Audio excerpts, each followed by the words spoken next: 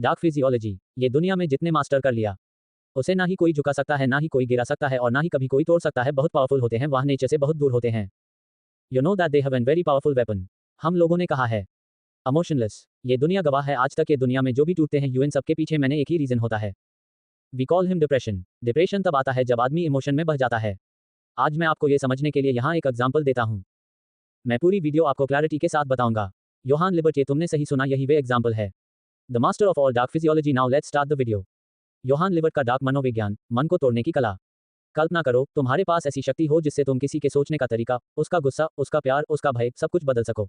वो तुम्हें देखे और उसे अपना हर निर्णय सही लगे, जबकि तुमने वो निर्णय उसके मन में पहले ही बो दिए हों। यह कोई कल्पना नहीं है, यह एक वास्तविकता है, और इस वास्तविकता का सबसे खतरनाक खिलाड़ी था योहान लिबर्ट। योहान के चेहरे पर एक मासूम मुस्कान थी, पर उसका मन किसी भूल भुलैया की तरह था, जहां एक बार कोई घुस गया फिर उसका बाहर निकलना असंभव था। आज हम उसके इसी डार्क मनोविज्ञान को समझेंगे, टुकड़ों में तोड़ेंगे और जानेंगे कि कैसे उसका एक शब्द किसी के अस्तित्व को हिला देता था। अध्याय 1, कंट्रोल की मूल परिभाषा। लोग सोचते हैं कंट्रोल यानी किसी को दबाना, डराना या हिंसा करना। पर असली कंट्रोल वह है जहां सामने वाला यह समझे कि उसने जो किया वह उसका अपना निर्णय था, पर वास्तव में वो निर्णय तुमने ही उसके मन में डाला था। योहान ने यह सिद्ध कर दिया कि हिंसा नहीं, मौन ही सबसे बड़ी शक्ति है।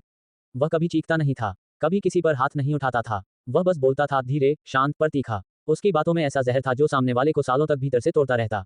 उसने कभी किसी को मजबूर नहीं किया, वो बस इतना करता था कि सामने वाला खुद से सवाल करने लगे, क्या मैं सही हूँ? क्या मेरा होना मायने रखता है? और यही पहला कदम होता है मानसिक नियंत्रण का। अध्याय 2, आत्मा का मौन अपहरण। कंट्रोल तब शुरू नहीं होता जब तुम किसी को आदेश दो। कंट्रोल तब शुरू होता है जब तुम उसकी आत्मा को सुनते हो और उसके दर्द को पहचानते हो।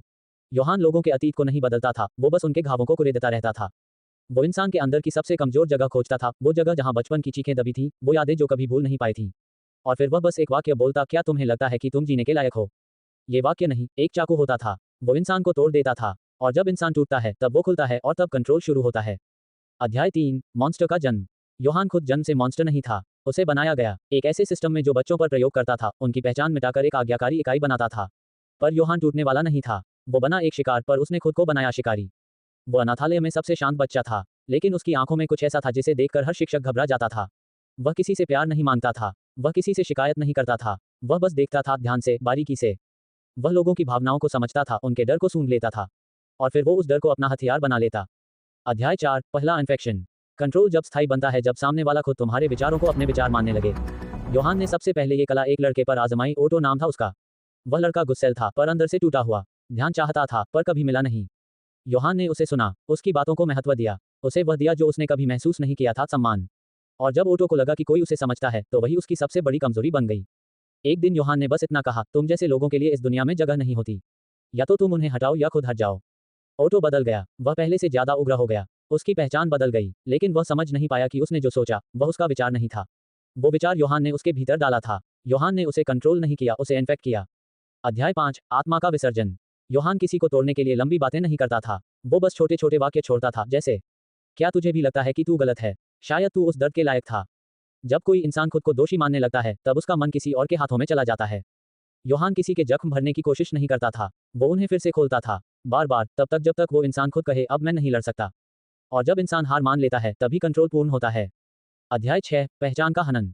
सबसे अंतिम वार तब होता है जब किसी की पहचान मिटा दी जाए, जब वह सोचने लगे, जो मैं हूं वह गलत है, जो योहान कह रहा है शायद वही सही है। तब मन एक खाली कैनवास बन जाता है, और योहान उस पर अपने नियम, अपने विचार, अपनी सच्चाई पेंट करता है। अब वह इंसान कुछ भी कर सकता है, यहाँ तक कि मरने को भी तैयार हो सकता है। योहान कभी भी कंट्रोल करते नहीं दिखता था, वो बस सुझाव देता था, प्रेरित करता था, और अंत में जब इंसान गिरता तो कहता, मैंने तो सिर्फ मदद की थी, निर्णय तुम्हारा था। अध्याय 7, कंट्रोल का वंश।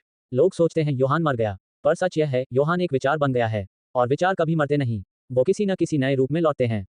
आज भी तुम ऐसे लोगों से मिलते हो जो तुम्हारी बात सुनते हैं, तुम्हारी मदद करते हैं, और फिर धीरे धीरे तुम्हारा कंट्रोल छीन लेते हैं। वो तुम्हारे डर को आईना बना देते हैं, और फिर उसे ठीक करने का वादा करते हैं, और यहीं से तुम उनके जाल में फंस जाते हो। अध्याय 8, पहचानो उस मॉन्स्टर को। कैसे पहचानोगे तुम उस व्यक्ति को जो तुम्हें कंट्रोल कर रहा है? 1, वो हमेशा सुनता है, पर भीतर ही भीतर जज करता है। 2, वह कभी आदेश नहीं देता, बस विकल्प देता है जो हमेशा उसके पक्ष में होते हैं। 3, वह तुम्हारे दर्द को हथियार बनाता है, कभी उसे भरने नहीं देता। 4, वह हमेशा मदद के रूप में आता है, पर असल में वह तुम्हें अपनी छवि में ढाल रहा होता है। अध्याय 9, नया योहान। अब जब तुम इस कंट्रोल के सिस्टम को समझ गए हो, तो तुम्हारे पास 2 रास्ते हैं। 1, इस सिस्टम के खिलाफ खड़े होना।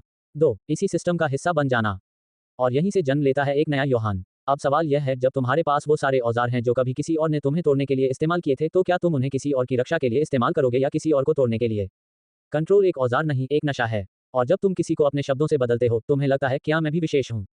और यही विचार किसी नए मॉन्स्टर की पहली सांस होती है। योहान लिवर्ट एक नाम नहीं था, वह एक बीज था जो हर उस इंसान के भीतर गिरता है जो कभी टूटा था, मैनिपुलेट हुआ था और फिर जिंदा बचा था। वही सबसे बड़ा मॉन्स्टर बन सकता है। अब सवाल यह है, क्या तुम उस शक्ति को हीलिंग के लिए इस्तेमाल करोगे या कंट्रोल के लिए? चयन तुम्हारा है। अगर आप इस कहानी को सुनकर कुछ महसूस कर रहे हो तो एक बात याद रखना, मॉन्स्टर वो नहीं होता जो सामने दिखता है। मॉन्स्टर वो होता है जो तुम्हारे भीतर चुपचाप सांस लेता है। और उसका पहला नाम होता है डाउट।